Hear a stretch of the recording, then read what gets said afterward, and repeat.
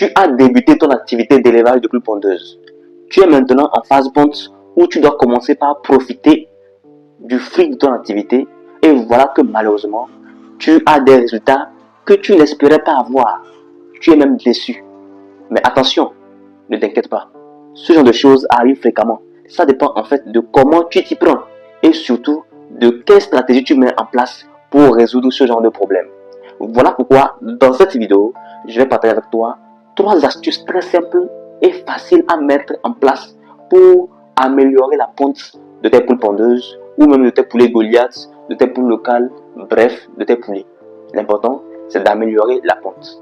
Et donc, je t'invite à rester jusqu'à la fin de cette vidéo pour ne rien manquer. Surtout, abonne-toi, active la cloche de notification pour ne rater aucune de nos prochaines vidéos et il faut liker la vidéo. Il faut liker, ça va aider YouTube à recommander la vidéo à beaucoup d'autres personnes qui sont comme toi et qui veulent aussi changer leur vie grâce à l'élevage de poulets.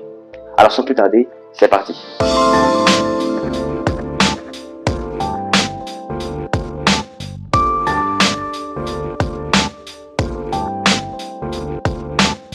Salut à toi, jeune entrepreneur et passionné d'élevage. Je suis Milamouzo, technicien agricole et promoteur de Africa Breeding. Ici, je partage des conseils régulièrement qui vont t'aider soit à débuter ton activité d'élevage ou à tout simplement l'améliorer afin de gagner plus d'argent en Afrique. Alors reste jusqu'à la fin de la vidéo, abonne-toi, active la cloche de notification et on y va.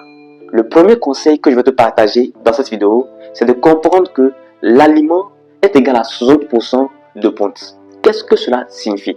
C'est une règle très simple qu'il faut absolument maîtriser si tu veux réussir dans l'élevage des poules pondeuses. La réalité, c'est que tes poules, généralement, vont te donner des œufs en fonction de ce qu'elles mangent. Si l'aliment qu'elles mangent n'est pas bon, c'est-à-dire n'est pas bon sur le plan qualitatif, s'il n'est pas bon sur le plan quantitatif, c'est ainsi que ça va agir de même sur la ponte. Et donc, quand on parle d'un aliment de bonne qualité, il y a des paramètres assez intéressants à mesurer, mais généralement, moi, j'insiste sur 2 facteurs très importants. D'abord, c'est la teneur en protéines de cet aliment-là. Donc, pour les protéines, il est recommandé entre 16 et 18%. Les protéines permettent en fait au poulet de mieux grandir. C'est très important dans l'alimentation. Sauf que lorsque les protéines sont moins, généralement c'est très rare que ça soit moins, mais ça peut arriver. Lorsque c'est moins, ça peut agir sur la physiologie de la poule et donc réduire la ponte. Mais le plus souvent, ce qu'on rencontre dans l'élevage du poulet, c'est qu'on retrouve des aliments avec un pourcentage de protéines qui dépasse largement 18%. Et malheureusement, ça fait que ce phénomène-là, on va voir des poules qui ont un très grand poids. Et ce très grand poids-là fait que ça agit négativement sur la ponte. Donc les poules sont censées avoir un poids moyen, c'est-à-dire pas trop lourd, pas trop aussi léger. Un poids assez intéressant qui les permette de pouvoir pondre des œufs de manière convenable. Donc quand l'aliment a une teneur en protéines qui dépasse largement les 18%, vous allez voir que vous n'allez pas obtenir des œufs. Et tout cela, ça commence depuis la phase pré-ponte. À la phase pré-ponte, il y a un aliment qu'on donne. Souvent, voilà pourquoi je recommande d'avoir des formules alimentaires. Parce que les formules alimentaires, ce n'est pas juste pour la beauté de l'élevage. C'est pour que les poules puissent être préparées en fonction de l'objectif qu'on veut obtenir. C'est-à-dire que quand on veut élever des poules pondeuses, en dehors de l'aliment miette au démarrage, l'aliment croissance, il y a aussi l'aliment pré-ponte qu'on donne souvent. Cet aliment-là permet de préparer les poules en fait à la ponte. Et généralement, on va l'arrêter lorsque les poules ont fait une entrée effective en ponte. Voilà, on le donne jusqu'à ce qu'on constate que les poules ont commencé par donner quelques œufs. Et on arrête maintenant, on fait une transition alimentaire pour passer à l'aliment ponte. Donc si cet aliment n'est pas respecté, vous allez voir que vous allez vous retrouver à un moment donné avec des poules qui ne pondent pas comme il fallait. Et ça fait que malheureusement, c'est vraiment pas intéressant. Donc je vous invite vraiment à faire un effort de revoir le côté de l'alimentation si vous voulez vraiment réussir. Le deuxième point très important, c'est le calcium. Je vous ai dit que quand je parle de l'alimentation, j'insiste sur 2 points essentiels. J'ai parlé d'abord du taux de protéines. Maintenant, je vous parle du taux de calcium qui doit être entre 3 et 4% généralement. Quand nous composons les formules alimentaires, nous mettons entre 3 et 4% de calcium pour que vos poules pondeuses puissent vraiment avoir tous les nutriments dont elles ont besoin pour faire des œufs de très bonne qualité.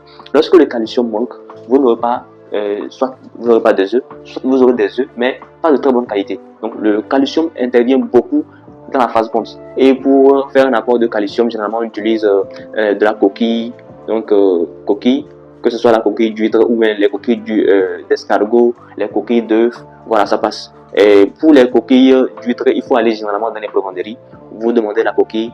Généralement, ils vendent ça sous la forme déjà broyée, mais au cas où vous n'en trouvez pas, vous pouvez utiliser des coquilles d'escargot ou des coquilles d'œufs. Et dans ce cas particulier, il faut torréfier ces coquilles-là avant de les utiliser dans l'alimentation. Si vous les utilisez comme ça peut être source de parasites, source de germes, de maladies pour vos poulets. Donc, il faut d'abord torréfier ça avant maintenant de concasser et mélanger dans l'aliment pour vos poulets. Donc, il faut aussi utiliser la quantité recommandée pour obtenir ce taux-là, donc 3 à 4%. Voilà pourquoi nous vous recommandons tout le temps d'utiliser nos formules alimentaires. Et pour ça, notre document de formule alimentaire est disponible. Donc pour ceux qui sont intéressés, il suffit de cliquer sur le lien dans la description. Vous allez voir nos différents documents de formule alimentaire là-bas. En fonction de l'activité d'élevage que vous faites, vous allez trouver le document qui vous convient. Il y en a 4. Il y a celui des poules pondeuses, donc il y a celui des poulets de chair, il y a celui des poules locales améliorées, les Goliaths criolés, il y a celui des poules locales simples, donc le poulet africain.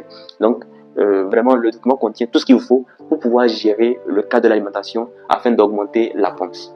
Le deuxième conseil que je vais partager avec vous dans cette vidéo, il s'agit de l'hygiène du poulailler. Vous savez, la plupart des éleveurs disent qu'ils font l'hygiène dans le poulailler. Le problème, ce n'est pas le fait que vous faites l'hygiène, mais c'est plutôt à quelle fréquence vous le faites. C'est bien de faire l'hygiène, mais à quelle fréquence vous le faites? Quelqu'un peut décider de faire l'hygiène de son poulailler chaque 3 mois. Vous convenez avec moi que il n'aura pas les mêmes résultats que celui-là qui fait l'hygiène chaque mois. Celui qui fait l'hygiène chaque mois n'aura pas aussi les mêmes résultats que celui qui fait l'hygiène chaque 2 semaines. Ça agit naturellement sur les poulets. Plus le poulailler est propre, plus ça agit sur le bien-être des poulets, plus ça les détend encore plus et ça les aide donc à vous donner encore plus d'œufs.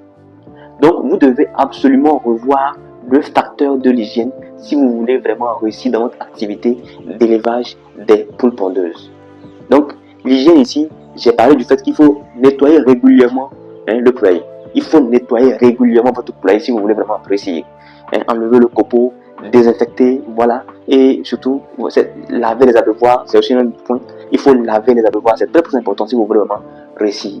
Parce qu'il y a des parasites partout que vos poulets consomment. Même si avec les antibiotiques, elles arrivent avec leur système immunitaire renforcé à éliminer ces parasites-là. Le plus souvent, comme ça ne fait que reprendre, puisque le poulailler est sale, ça ne fait que reprendre, et ça fait que ça affecte négativement leur capacité physiologique à vous donner des œufs de très bonne qualité.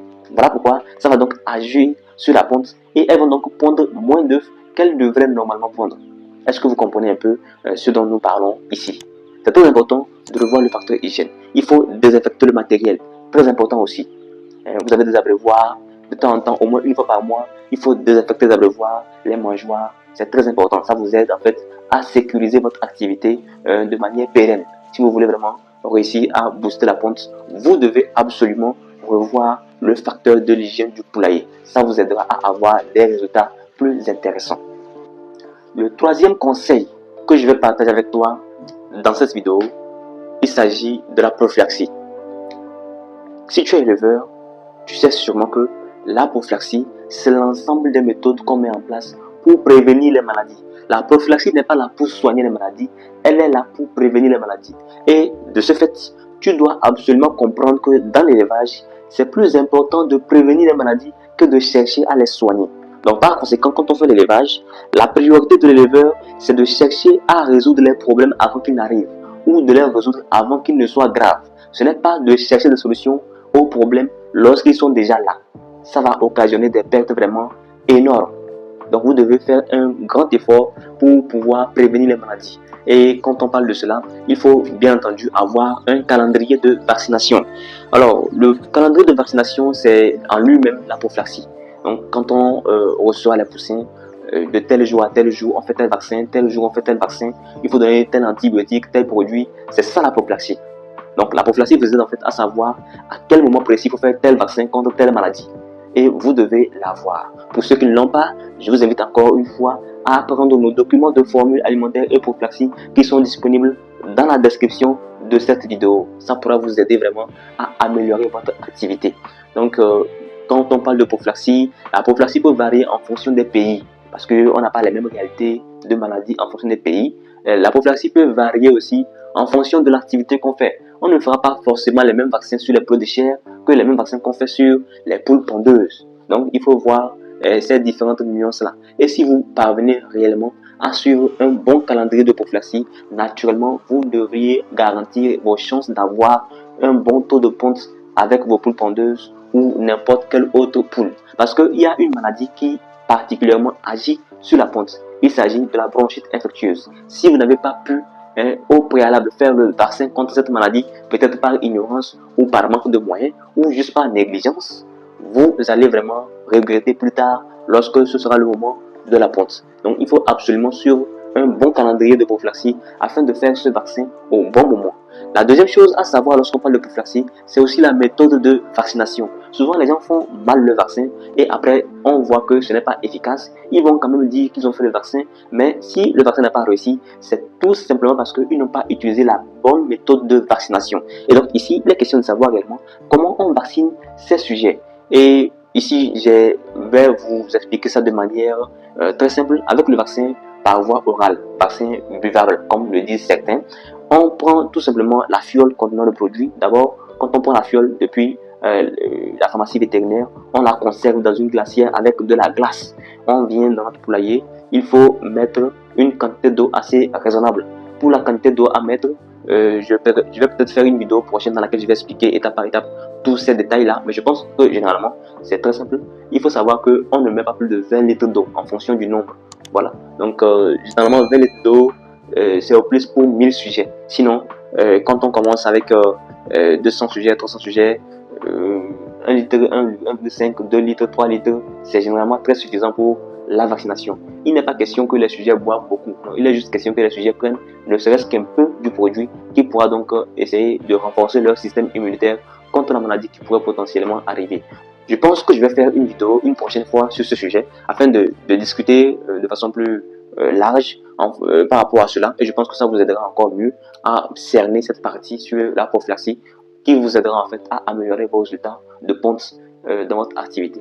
J'espère que vous avez aimé la vidéo, j'espère que elle pourra vous aider à pouvoir ne serait-ce résoudre quelques problèmes que vous avez actuellement dans votre activité afin d'obtenir de meilleurs résultats. Si vous l'avez aimé, likez, partagez afin que d'autres personnes puissent en profiter. N'oubliez pas de vous abonner et d'activer la cloche de notification pour ne rater aucune de nos prochaines vidéos. Et comme je vous dis souvent, le réseau APA est toujours disponible pour vous aider. Il suffit de nous laisser un message WhatsApp pour avoir toutes les conditions d'accès à ce réseau dans lequel vous pouvez vous aussi bâtir une activité durable, rentable grâce à l'élevage de poulets. Sans plus tarder, on se dit à la prochaine dans une vidéo qui sera encore plus positive.